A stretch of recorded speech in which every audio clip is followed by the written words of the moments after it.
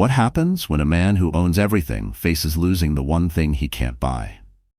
Alexander Grayson, a titan of construction empires built on concrete and ruthless ambition, believed his pregnant wife was just another exquisite ornament in his private museum. When she finally found the courage to leave, he laughed. Her tears, to him, were just a passing storm, a hormonal outburst he could silence with a credit card and a dismissive smirk. He watched from his penthouse window as she vanished from his world, a lone figure on the rain-slicked sidewalk, until his laughter froze, turning cold in his veins. When a car pulled up to the curb, it wasn't a cab. It wasn't a friend. The door swung open, and the man who stepped out to greet her was the one ghost from Alexander's past he'd prayed never to face again.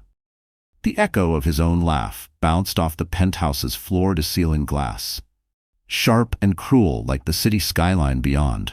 It mocked Alexander Grayson, whose fortune was dissected daily in business magazines, and yet he threw back his head and laughed again, a sound with no warmth, a thunderclap of dominance filling the sleek, cold living room where Serena stood, a small, hastily stuffed leather duffel bag at her feet.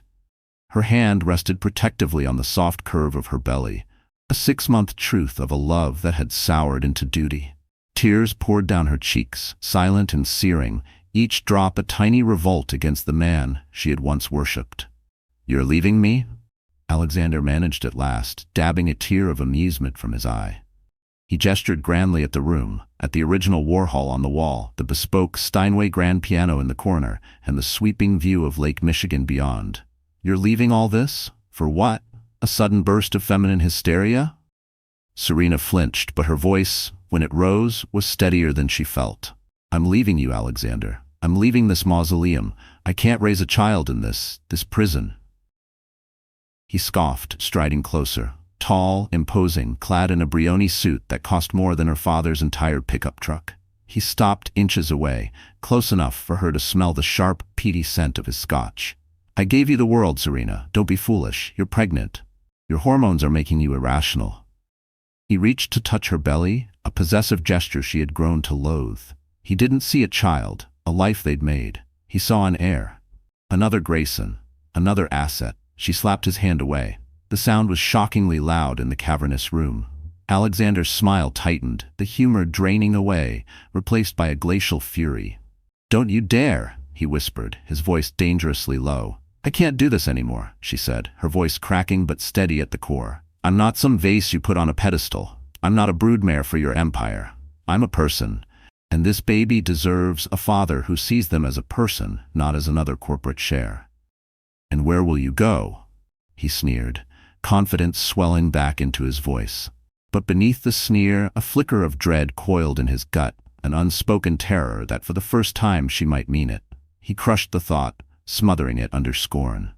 "Back to your tiny loft in Lincoln Park? Back to your little circle of starving artists who think they're successful if they sell one canvas for rent money?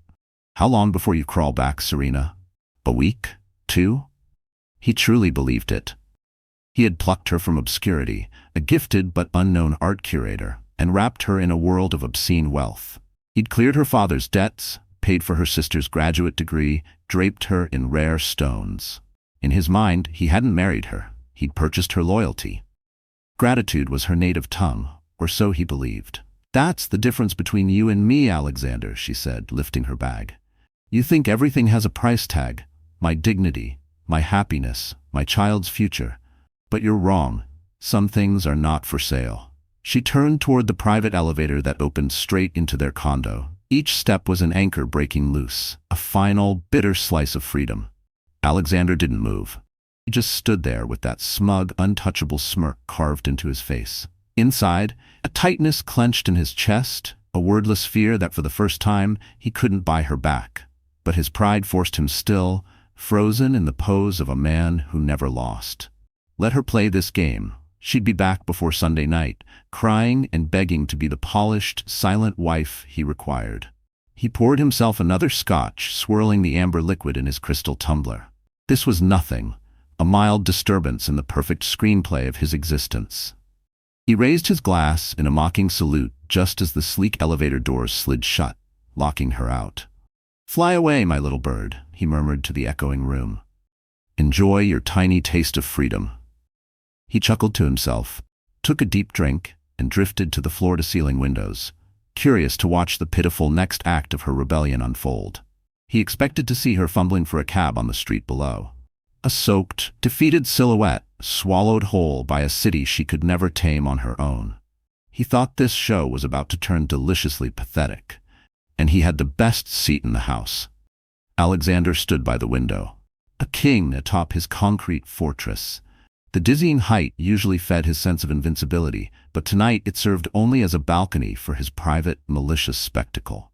He stared at the building's grand marble portico, waiting for Serena to step out. The rain had intensified, coating the Chicago asphalt until it glowed like polished obsidian beneath the street lamps. A fitting stage, he mused with a cruel smirk. A crying sky for his crying, foolish wife. Finally, the doorman in his crisp military-style uniform pushed open the heavy glass door. Serena stepped out, clutching her thin coat tightly around her shoulders. From this height, she looked so small, so breakable, exactly as Alexander had pictured.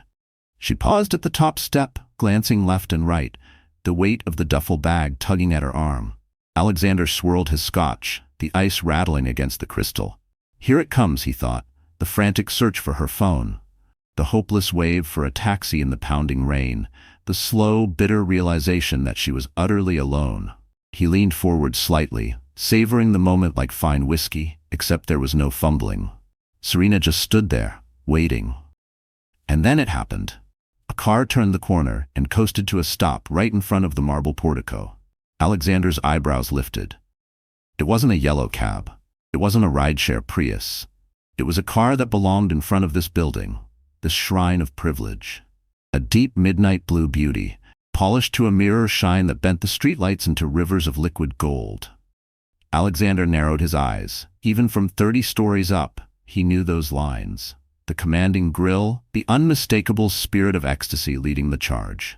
A Rolls-Royce. Not just any Rolls-Royce, a Cullinan. The brand's crowning beast of off-road luxury, an SUV worth more than some family's lifetime earnings. A fortress of quiet power on 4 wheels. A sharp splinter of annoyance cut through Alexander's amusement. Had one of her vapid trust fund artist friends come crawling back to rescue her? Had she really kept a crumb of the life he had so generously given? The doorman, who never bowed to anyone but the tower's billionaire owners, hurried forward to open the back passenger door before the driver even moved. He lifted a large black umbrella, shielding the arriving guest from the rain. Alexander pressed closer to the glass, his drink forgotten in his grip. Who the hell is this? It wasn't a woman. A man stepped out of the Cullinan. Older, late 60s maybe, his hair a sleek silver that seemed impervious to the weather. He wore a flawlessly tailored charcoal overcoat and carried himself with a calm authority that needed no showmanship. No hurry, no pretense. He simply turned and offered his hand to Serena. Serena, who had stood frozen for what felt like forever, suddenly softened. She slipped her hand into his, her whole body folding into a genuine luminous smile, a smile Alexander hadn't seen aimed at him in years. The man murmured something, and she nodded, her shoulders dropping, her posture transforming from a cornered fugitive into someone safe, certain, home. He gently took her duffel bag with his free hand and guided her into the warm, waiting interior of the Rolls-Royce. Alexander's heart slammed against his ribs. There was something disturbingly familiar about the man's silhouette, the set of his shoulders, the calm precision of his movements. A cold dread, foreign and suffocating, coiled up Alexander's spine. It couldn't be. It was impossible. The man closed the door after Serena gave a brief, dismissive nod to the doorman, then circled calmly to the other side of the car. But before he slid in, he paused. He tilted his chin upward, eyes lifting past the tiers of granite and glass, straight toward the penthouse window. Straight at Alexander. The distance was staggering. The rain distorted the city into a watery blur, but there was no mistaking him. The streetlights caught his face for one brutal heartbeat. The strong jawline, softened only slightly by age but still firm. Those sharp, discerning eyes that had once looked at Alexander with genuine pride, then with unspeakable betrayal. The laugh caught in Alexander Grayson's throat and died there. The glass slipped from his limp fingers, crashing onto the marble and spraying expensive scotch across his polished shoes. He stumbled backward from the window, lungs clawing for air. It was Charles Whitcomb, his mentor. His former partner, the man he had crushed, humiliated, and left for dead 10 years ago to seize full control of their joint empire. The man everyone assumed was living out his final days broke and irrelevant. Charles Whitcomb, looking anything but broken, radiating power, and he was driving away with Alexander's pregnant wife. All the smugness, the ironclad certainty, gone in an instant. What flooded in was raw, instinctive terror. This wasn't hormonal foolishness. This wasn't a domestic squabble. This was a battle cry. A war Alexander thought he'd buried a decade ago, and the ghost he had made was now stealing his future. The shards of glass crunched under his leather sole as he stumbled back, mind churning with disbelief and volcanic rage. Charles. It couldn't be Charles. Charles was an anecdote, a cautionary fable he fed to junior executives about the fatal weakness of sentiment in cutthroat business. He was supposed to be a ghost, sealed under Alexander's mountain of profit and power. He lurched to his desk and slammed his palm onto the intercom. "Marcus, get in here, now." His voice tore out of him, ragged and stripped of its usual iron control. Marcus Thorne, his COO and the closest thing Alexander ever had to a real friend, burst in moments later, face tight with alarm. "Alexander, what happened? I heard something break." "He was here," Alexander breathed, raking a hand through his perfectly combed hair, shoving it out of place for the first time in years. "Whitcomb, he was here." Marcus frowned, confusion creasing his forehead. "Charles Whitcomb? Here? In the building?" "Outside," Alexander thundered, jabbing a trembling finger at the rain-smeared window. "He just drove off with Serena. In a Cullinan, Marcus, a goddamn Rolls-Royce Cullinan." Marcus's mask of boardroom calm finally cracked. "What, that's impossible. Last I heard, Charles was holed up in a rented cabin near Lake Geneva, practically bankrupt." "That's exactly what he wanted us to think," Alexander snarled, mind tearing through a decade's worth of carefully buried memories. Betrayal flooded back, so vivid it may as well have been yesterday. Flashback. 10 years ago, the firm was called Grayson and Whitcomb Developments. Charles, then a powerhouse in Chicago real estate, pushing 60, had taken a raw, ferociously ambitious Alexander Grayson under his wing. Alexander was brilliant, ravenous, and utterly merciless, traits Charles mistook for mere youthful drive. Charles was the visionary, the reputation, the name that could seal million-dollar deals with a handshake. Alexander was the strategist, the numbers savant who could wring profit from bare dirt. Their crowning jewel was to be the Riverfront Promenade, a pioneering mixed-use revival on a decaying stretch of the Chicago River. It was Charles's dream, years nurturing city permits, building relationships, sketching blueprints on napkins. Alexander's job was to structure the financing, an intricate puzzle only he could solve. The centerpiece was a syndicate of Japanese investors, old-guard traditionalists who trusted Charles implicitly. Charles brought Alexander into the inner circle, parading him as his protégé, his heir apparent. "Alexander has a mind like a steel trap," Charles would say, clapping him on the back. "He's the future of this company." Alexander soaked it all in. Charles's contacts, his negotiation style, and his biggest blind spot: unwavering trust. And in rare, quiet hours, even Alexander felt the heavy warmth of being believed in, an ache of gratitude he smothered under ambition. The deal was days from closing. The Japanese investors were boarding planes for Chicago, final contracts in hand. That's when Alexander struck. He had spent months quietly building a separate shell company, weaving an invisible web of perfectly legal loopholes. He tweaked the final financing agreements, inserting clauses he knew Charles, ever the big-picture man, wouldn't bother to scrutinize. These lines made critical loan guarantees depend not on Grayson and Whitcomb, but on Charles's personal fortune. At the same time, Alexander flew to Tokyo on a preliminary courtesy visit. He met privately with the younger faction of the board, the ambitious sons eager to modernize their father's old ways. He never smeared Charles outright. He was subtler than that.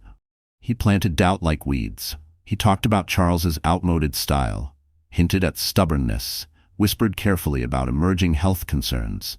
He cast himself as the steady, forward-thinking steward the project deserved. For one trembling moment on the flight home, a sliver of guilt cut through him. Charles's face flickered behind his eyelids, proud and trusting. But by the time the wheels touched down, he had buried it so deep that even he could pretend it never existed. The day the investors landed in Chicago, Charles strolled into the glass conference room, grinning ear to ear, ready to watch his legacy take flight. The Japanese investors were unfailingly polite, but their eyes were cold. Their lead negotiator, Mr. Tanaka Jr., pointed to the revised clauses. He tapped the page detailing a market volatility rider that Alexander had slipped in, one that could be activated by the faintest market tremor, shifting enormous liability onto the personal guarantor. "We cannot proceed with your firm under these conditions," Tanaka Jr. said flatly. "It is too great a risk to our capital." Charles was blindsided, bewildered. He turned to Alexander, searching his face for support, for an explanation. Alexander rose smoothly to his feet. "Gentlemen," he declared, his voice dripping with polished, fraudulent confidence, "I fully understand your concerns. That's why my new entity, Grayson Holdings, is prepared to purchase the project rights outright and assume the full financial obligation, backed by a stronger, diversified funding structure." For the previous 48 hours, he had been scrambling behind the scenes, locking down high-risk, high-interest capital from a predatory hedge fund, using the impending Japanese investment as bait. Inside, a sick twist of shame coiled under his ribs as he spoke. He glimpsed Charles's stunned face, like a father betrayed at his own table, and for half a heartbeat, part of him wanted to stop, to confess. But then the iron certainty surged back. Mercy was weakness, and he was done being weak. The room went dead silent. Charles gaped at Alexander, the color draining from his face as the scale of the betrayal dawned on him in crushing detail. Alexander hadn't just restructured a contract, he had orchestrated a hostile takeover. Seeing an exit from Charles's perceived risk, the Japanese board agreed. The deal closed under Grayson Holdings. Charles was out, cut off from the very dream he had built. Worse, the groundwork he had spent years laying was tangled in legal booby traps. Alexander's new, vicious legal team accused him of fiduciary breach, launching lawsuits that would slowly bleed Charles's personal wealth dry. 6 months later, Grayson and Whitcomb Developments was no more. Charles Whitcomb, the man once revered for closing deals on a handshake alone, was shattered. He lost his firm, his vision, and every dollar he had staked on trust. He sold his house, his paintings, his pride, and then he vanished. Back to present day. "He's been planning this," Alexander whispered, the truth striking him like a hammer to the chest. All this time, he wasn't hiding in ruin. He was regrouping, rebuilding. Marcus's face had gone chalk white. "And Serena, how?" Alexander's thoughts jumped backward. The charity galas, the silent auctions. Serena, with her unfeigned love for art, always gravitating toward the older patrons. The soft-spoken collectors who valued conversation more than spectacle. Charles. He'd been there all along. A quiet, distinguished gentleman who listened to her, who treated her like a human being instead of an ornament. The conversations, the dinners, the trust, the marriage, the baby. Charles. He'd been the silent third player in it all, feeding her quiet doubts, lending a patient, sympathetic ear, slowly and methodically setting the stage for his final act of vengeance. The realization turned Alexander's stomach. It rewrote the last several years of his life, not as a series of victories, but as one long, elegant trap. "He didn't just take my wife," Alexander growled, his voice dropping to a venomous hiss. He turned to Marcus, eyes blazing with a terrifying new purpose.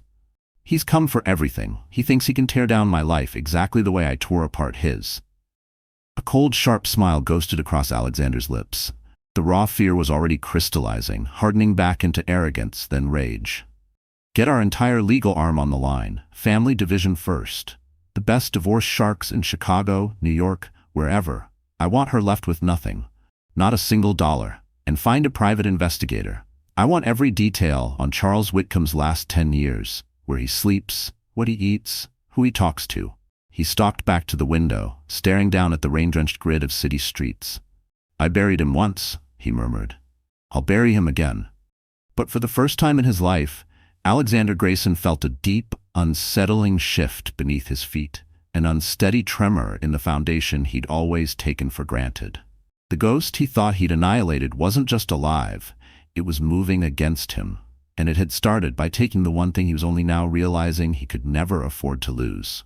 The opening strike in Alexander's counterattack was sheer brute force. Within 24 hours, he unleashed the full wrath of his legal machine. A strike team of predators from the priciest matrimonial firm in Chicago was summoned with one standing order: obliterate. They filed for divorce, citing abandonment and severe emotional cruelty. They slapped down preemptive injunctions to freeze every asset Serena might dare to claim. They drafted pages of discovery demands for every text, email, call, anything that might weaken her. The message rang out loud and clear. This would not be civil. It would be a siege, bleeding her dry mentally and financially. At the same time, the private investigator, a former NSA analyst named Colby, began his dive into Charles Whitcomb's hidden life. Alexander expected a rap sheet of flopped businesses, foreclosure notices, proof of a man clawing just to breathe. Instead, the first report came back thin as air. "It's like he vanished for 5 years," Colby reported, his voice edged with professional irritation.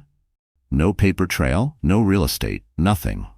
Then he pops back up about 5 years ago, under the radar. No credit lines, no bank accounts in his name. He's been living in a leased home in Greenwich, Connecticut. Leases paid by a blind trust in Switzerland." "A blind trust," Alexander scoffed, a humorless bark of laughter. "That's a rich man's toy. Where the hell did he get the capital?" "That's the mystery," Colby admitted. "There's zero sign of significant income. He turns up at art auctions every so often, always pays with cashier's checks. He's listed as a member of a private intellectual society, mostly aging academics and retired philosophers," Colby reported, scrolling through his notes. "On paper, he's just a modest retiree with vague means, but a Rolls-Royce Cullinan and a Swiss trust? The paper trail is a lie." The lack of dirt frustrated Alexander more than a scandalous history ever could have. It meant Charles was meticulous, patient. It meant he'd been laying this trap for years, maybe longer. Then the second strike came, but not from Alexander, from Charles. And it didn't target Alexander's marriage.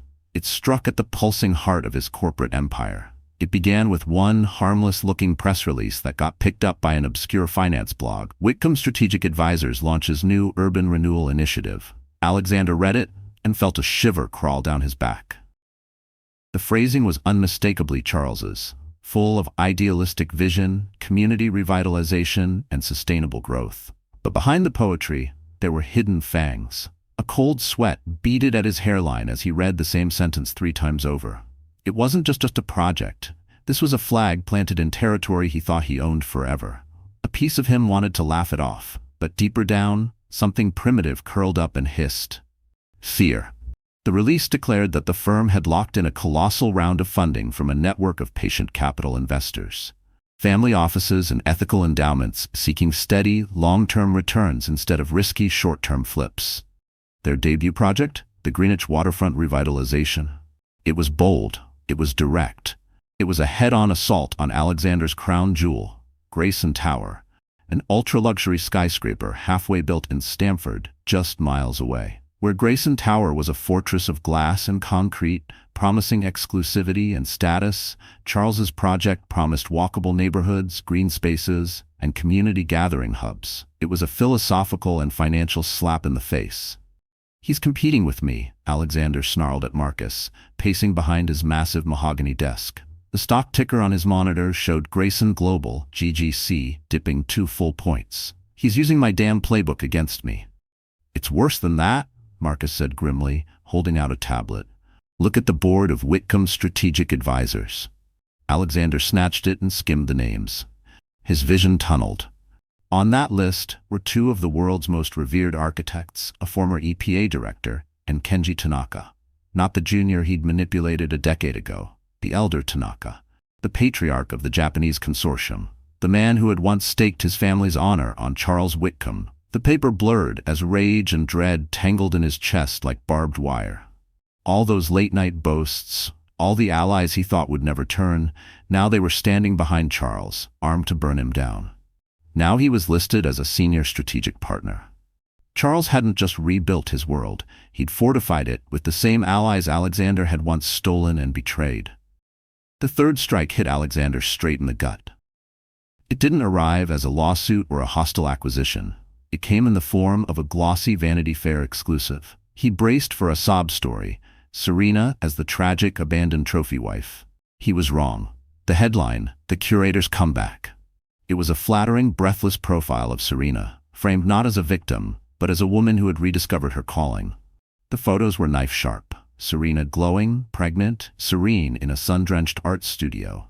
Alive in a way she never looked standing next to him. She spoke with striking grace about her passion for weaving art into public spaces, about designing places that nurtured human connection instead of polished isolation. She was officially introduced as the new Director of Aesthetic and Community Experience for the Greenwich Waterfront Revitalization. Her role wasn't ornamental. It was the heartbeat of the entire vision. She spoke of Charles Whitcomb, not as a lover, but as a mentor, a man who had rekindled her faith in creating with integrity. She uttered Alexander's name just once, with a single line that detonated like a bomb. When asked about her marriage, she paused, then said, "I lived in a very beautiful, very expensive echo chamber for a long time. I'm just grateful I can hear my own voice again." And that was it. The narrative solidified overnight. Charles, the wise elder statesman, Serena, the liberated visionary, Alexander, by calculated omission, the cold puppet master who built the echo chamber. The backlash was immediate. Nervous investors began ringing his phone off the hook. Board members demanded an emergency strategy session. The bank underwriting the Grayson Tower construction loan called for an urgent review of the project's debt covenants, spooked by the sudden, high-profile competition. Each new headline felt like a slap, but it was Serena's gentle words that cut the deepest. A part of him recoiled at the public betrayal, yet buried under the fury, a raw, unfamiliar shame bloomed. She shone in ways he never let her, and the worst truth of all was that he knew it. The pristine, unstoppable machine of Alexander's life was starting to grind and sputter. His empire wasn't merely under attack, it was being unstitched at every seam. Only now did he understand. Charles didn't want to hurt him. He wanted to dismantle him, piece by humiliating piece, until there was nothing left but the hollow echo of Alexander's own arrogance. The war shifted from dramatic strikes to a slow, suffocating siege. Charles's tactics were brutal in their restraint. No threatening calls, no angry letters, just a quiet, relentless unraveling played out in the public eye. The first to jump ship was Alexander's head of structural engineering, a savant named Dr. Alastair Finch. Finch was a man who valued legacy over bonuses. Charles didn't just tempt him with more money, he offered Finch a chance to design the green, cutting-edge buildings he'd always dreamed of. Ideas Alexander had once ridiculed as cost-prohibitive fantasies. Finch's departure was a silent quake that shook the whole company. Next to fold was the marketing team. Charles, with Serena as his radiant ambassador, was dominating the PR war without breaking a sweat. Their project became the darling of urban design forums, celebrated for its human-centered concept. Meanwhile, Grayson Tower, once the embodiment of aspirational wealth, was recast in the press as an ice-cold monument to unchecked greed. The extravagant penthouses that once sold themselves were now sitting on the market, toxic by association. Inside Grayson Global, Alexander was trapped in a vicious cycle of fury and paranoia. He screamed at his team, second-guessed every decision, and trusted no one. The once coveted atmosphere of innovation curdled overnight into something poisonous. He escalated his legal siege against Serena, but the tactic backfired spectacularly. Acting on his ruthless instructions, his lawyers subpoenaed her obstetrician's records. The maneuver was so heartless that it leaked to the press within hours. The headline blared, "Billionaire demands pregnant wife's private medical files." It detonated as a PR disaster. Alexander felt like a man grasping at smoke. He'd hurl millions at a crisis, only for Charles to sidestep him with a perfectly placed relationship or a precisely timed press release. For the first time, he caught himself staring at his reflection in the black glass of his office window, wondering if he even knew how to win anymore. Every trick he once wielded like a blade dulled in his hands, as if he were swinging at shadows. Colby, his investigator, was still smashing into dead ends. "The money's legitimate, Alexander," Colby said at their latest late-night check-in, sounding uncharacteristically resigned. "After you destroyed him, Charles didn't jump into business again. He went back to academia. He won a fellowship at Oxford, spent 3 years studying economic theory and ethics. Wrote a few papers on sustainable capitalism. Nobody paid much attention, but I think that's when he was building his network. And his thesis? A blueprint for revenge, Alexander muttered. Looks like it, Colby agreed. The funding for his new venture? It's not Wall Street money. It's old capital, European lineages, Asian dynasties. Families that knew his father. People who value loyalty more than quarterly earnings. You built Grayson Global on debt and leverage. He built Whitcomb Strategic on trust. Our usual pressure tactics? They don't scare these people. They don't answer to a board. They answer to their family legacy. Alexander swallowed the sour taste in his mouth. If debt and fear didn't bend them, what did he have left? What did he have left? The hemorrhage turned literal. To stop the market from panicking over Grayson Tower, Alexander was forced to inject his own cash, buying back chunks of debt at inflated prices to soothe anxious bankers.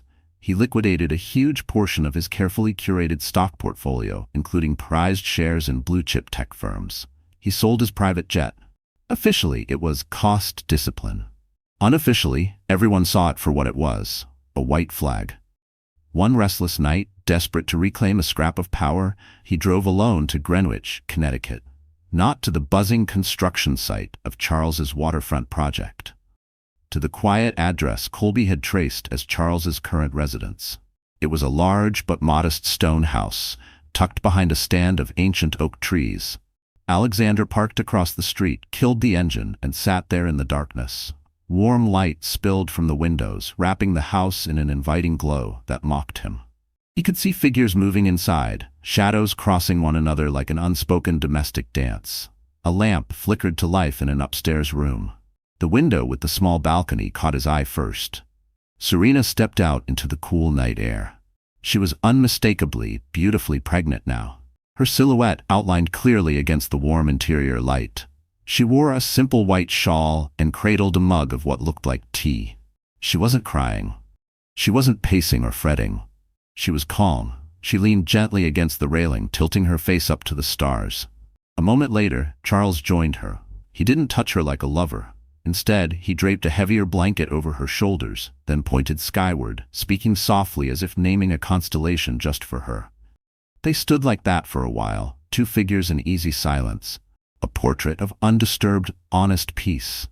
It was everything Alexander had never possessed. Everything he hadn't even known how to want. Watching them cracked something inside him. The rage, the raw, driving fury, it still burned, but now it curdled with a new, more corrosive poison. Envy. But beneath that envy, there pulsed a raw ache he couldn't name. An ache for warmth he'd always mocked, for softness he'd convinced himself was weakness. Seeing her like this made him feel like a starving man at a feast just beyond reach. He had torn Charles's fortune apart once. Charles had survived and built something real in its place. And now Charles was dismantling Alexander piece by piece, not just his wealth, but his entire sense of self. Who was Alexander Grayson without the jet? Without the iron grip of command? Without the trophy wife who obeyed? No one. Just a man alone in a car, watching a life he could never own. He started the engine and drove off into the night, the image of Serena and Charles under the stars seared into his brain. His hands clutched the wheel so tightly, his knuckles whitened. He wanted to tear out the feeling inside him, but found nothing left to rip free except himself. The bleeding wasn't confined to bank accounts anymore. It was inside him now, spreading through every corner of who he was.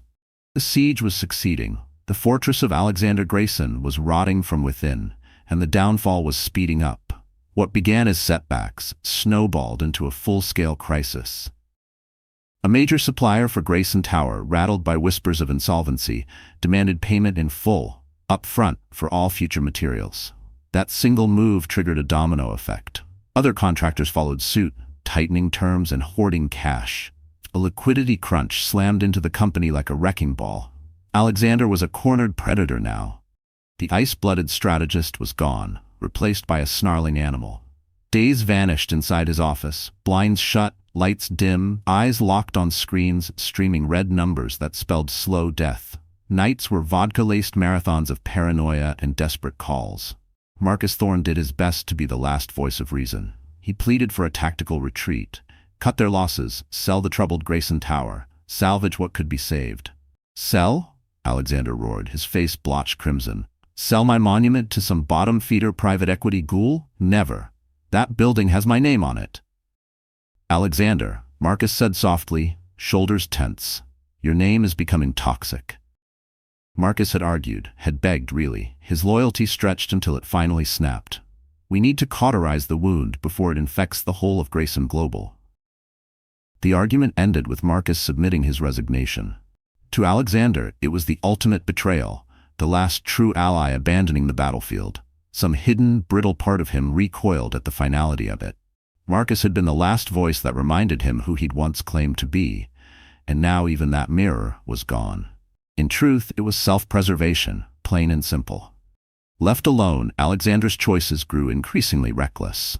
He funneled the last of his liquid capital into a desperate, high-risk options play, wagering everything on a market swing his gut insisted was imminent. It was the kind of gamble only a man with nothing left to lose would take. And it detonated in his face. The market turned against him. The loss was a financial killing blow, vaporizing nearly a third of his remaining personal wealth in a single afternoon. He was hemorrhaging, and for once, he felt every drop. He drifted through the cavernous emptiness of his penthouse, a ghost haunting a tomb of his own making. The Warhol on the wall mocked him with its vivid colors, a jarring contrast to the stale gray fog swallowing his mind. He remembered buying it with Serena by his side, her patient voice explaining the layers of feeling beneath the brushstrokes. He hadn't cared. All he'd seen then was a price tag that only climbed higher. He closed his eyes, and for a fleeting second he heard her laughter, light and young, before it hardened into silence under his rules. The echo cut deeper than the loss on any balance sheet. Now all he saw was another asset waiting to be sold. He called a private art broker. The transaction was discreet but humiliating. The painting he once flaunted at lavish dinner parties was crated up and carried out in silence, under cover of darkness, sold for a fraction of its worth because he needed immediate cash. That night, hollowed out and trembling, he crossed a line he'd once sworn he never would. He paid Colby an outrageous sum to track down Serena's new private number. Then he called it. He didn't even know what he'd say. Threaten, apologize? Beg? A man answered. It was Charles. She won't be speaking with you, Alexander, Charles said, his voice calm, utterly free of triumph.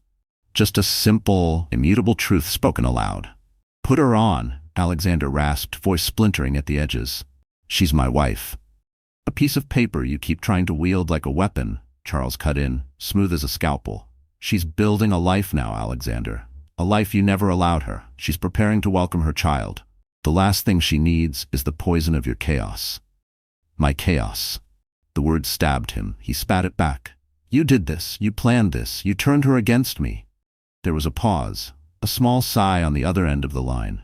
When Charles spoke again, his voice held a quiet, devastating sadness. You still don't see it, do you? Charles's voice was soft, like a parent explaining a hard truth to a stubborn child. I didn't turn her against you. You did. Your cruelty, your neglect, that towering ego you mistook for strength. All I did was offer her a safe harbor when she finally chose to flee the storm. And Alexander, you were the storm. What do you want, Charles? Alexander whispered. The rage had drained out of him, leaving a raw, cavernous hollow. For a fleeting second, something pathetic and childlike rose in his throat. A plea to undo it all, to beg for a different ending. But he swallowed it back down with bitter pride. Is this it? You want me broke? Homeless? My endgame? Charles said gently. My endgame happened the moment Serena found the courage to walk away from you. This was always about her freedom, not your ruin. But you, he sighed, a tired sound, you can't grasp any reality that isn't a battlefield. You still believe this was done to you. You can't fathom that someone did this for her. He went on, unwavering. She's happy, Alexander. She's at peace. And her child will be born into a world that values kindness and truth over power. That is the endgame. The rest, your debts, your crumbling tower, that's just gravity catching up to a man who built his kingdom on sand. The line went dead. Alexander stood frozen in his penthouse, the dial tone humming in his ear like an insect. On sand, the words echoed off the bare walls. He turned to the dark glass, seeing not the feared titan of commerce, but a ragged husk of a man, his hand-tailored suit hanging off him like a borrowed disguise. He pressed a palm to the cold glass, half expecting it to show him the city he'd once ruled. All he saw was his own hollow reflection, unworthy even of the skyline. He made one last gamble. It wasn't about money. It was raw, personal need. He had to see her. See them both. He would force a confrontation, something real, human, away from lawyers and quarterly reports. The next morning he called Charles's office. His voice was eerily calm. "I'm conceding," he lied. "There are things we need to settle about the divorce, about the baby. No lawyers, just you, me, and Serena. Tell me when and where." Charles paused, then reluctantly agreed. They set the meeting for 2 days later. A neutral place, a private suite at an old-world yet discreet hotel, somewhere built for quiet diplomacy and confidential agreements. Alexander ended the call and sat in silence, a strange, icy clarity settling over him like a second skin. If this was the end, he would not go down whimpering. He would look them both in the eye, make them feel the ruin they'd left behind. The hotel suite was a flawless example of luxurious neutrality. It impressed without lingering in memory. The furniture whispered wealth but revealed no soul. The paintings were elegant but bland. The thick, pale carpet swallowed every footstep, sealing the room in a hush heavy with judgment. To Alexander, it felt less like common ground and more like a softly upholstered courtroom. One final, suffocating chamber where the verdict on his life was about to be delivered. He arrived a full 30 minutes early, an old general's instinct to claim the battlefield before the enemy appeared. But the familiar jolt of control that punctuality always gave him was missing.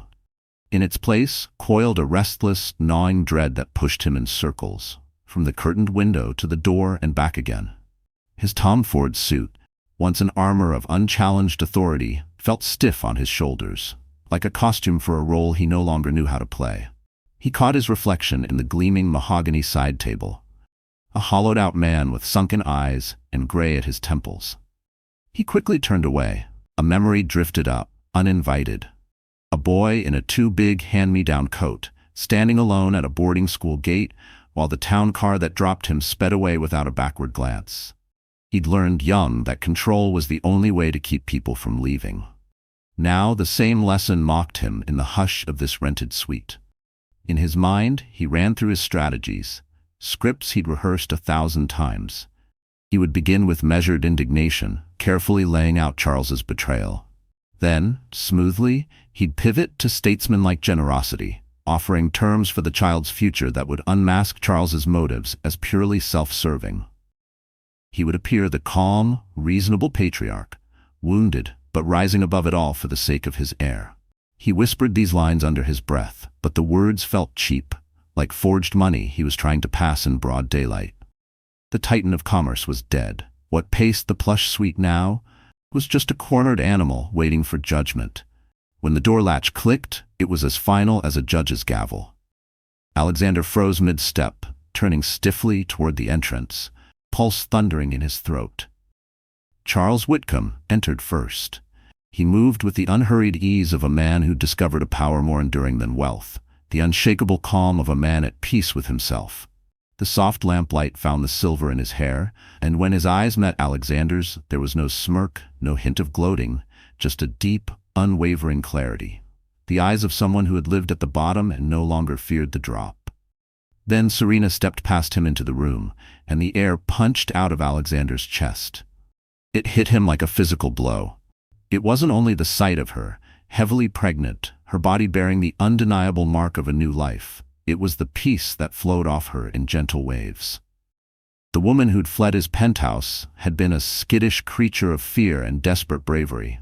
This woman was something entirely different, a living portrait of calm. She wore a simple navy dress that made no attempt to conceal her shape. If anything, it honored it. One hand rested on her belly, not like a guard but like an intimate bond, an easy, silent conversation between mother and child. She looked at him, and what shattered Alexander's final defenses wasn't hate. It wasn't anger, it wasn't even fear, it was pity. Quiet, merciful pity. The look one gives to a man raging behind soundproof glass, too consumed by his own noise to realize no one's listening. It stripped him bare. In her eyes, he wasn't a monster or a rival, he was simply irrelevant. "Alexander," Charles said, his voice calm and steady as a deep lake. He gestured politely to a small arrangement of plush armchairs clustered around a low glass table. Thank you for agreeing to meet. The polished speeches, the carefully rehearsed tactics, everything turned to dust on Alexander's tongue. All that remained was the raw, bleeding wound in his chest. Let's skip the polite nonsense, Charles, he snapped, his own voice echoing thin and brittle in the suffocating quiet. You've won. You can drop the saint routine. He flung a trembling hand in Serena's direction. You've taken everything. My company's bleeding out.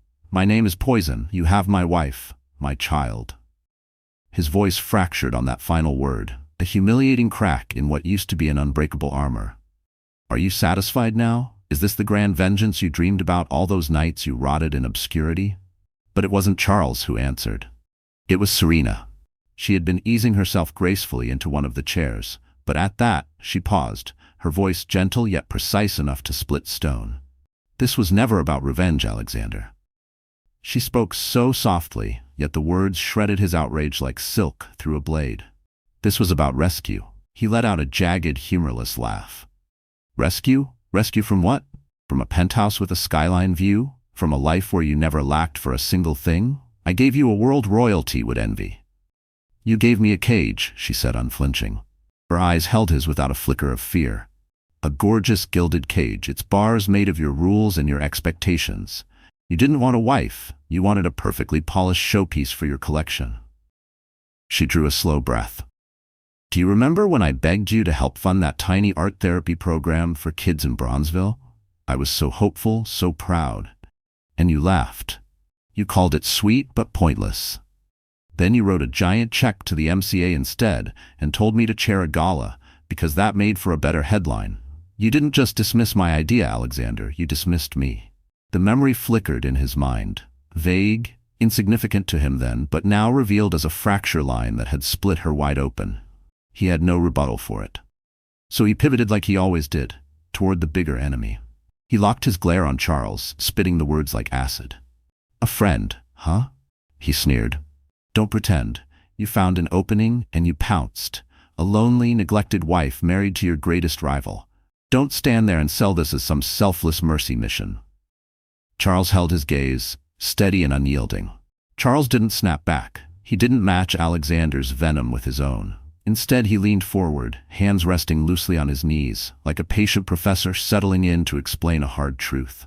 When you orchestrated my downfall, he began, his voice calm and reflective, I lost my wealth. I lost my status. And for a long time, I drifted through life like a ghost, believing you had stolen everything. But once the lawyers left, once the creditors faded into memory, I realized you'd only taken what could be tallied in ledgers. He paused, letting that truth echo in the air between them. The things that truly matter, your mind, your values, the love of your family, the trust of honest friends, those can't be stolen. They can only be surrendered. And you, Alexander, you gave them up willingly. He let the words breathe in the quiet room before continuing. I spent 3 years at Oxford, not studying finance, but philosophy. I learned to recognize worth that doesn't appear on a balance sheet. I met Serena at that fundraiser you wrote off as trivial. You were across the ballroom that night, basking in spotlights, shaking hands with some senator, the center of your own universe. Everyone else existed merely to orbit you. Charles's eyes softened at the memory. I saw her standing alone near a children's painting, a wild, chaotic burst of color no auction house would ever touch. But she looked at it with a wonder deeper than you ever spared for the Warhol hanging above your fireplace. So I asked her what she saw. He smiled faintly.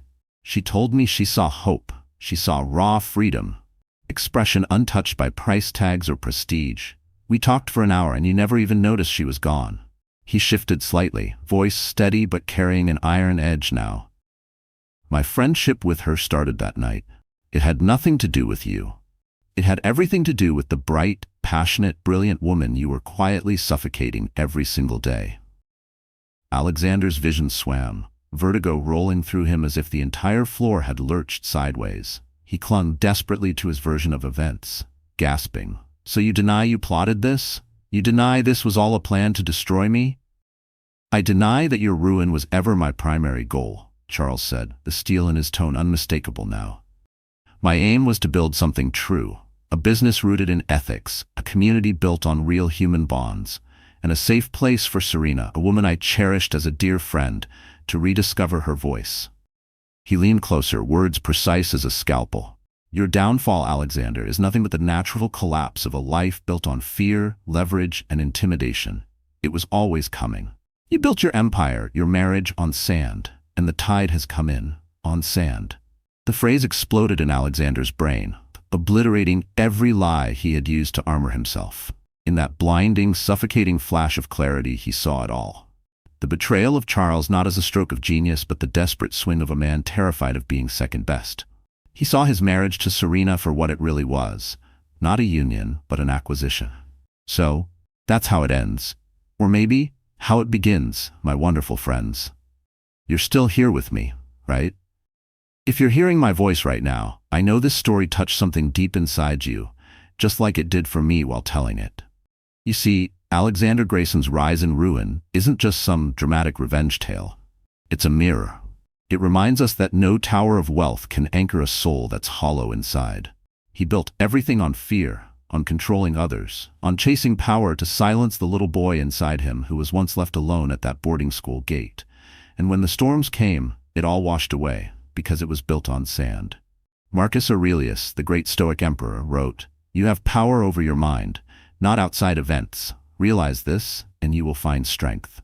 Charles understood this truth. Serena learned it painfully. But Alexander? He never did. And so he lost the only things worth having. Love, peace, family, trust. Maybe you and I were not billionaires in penthouses.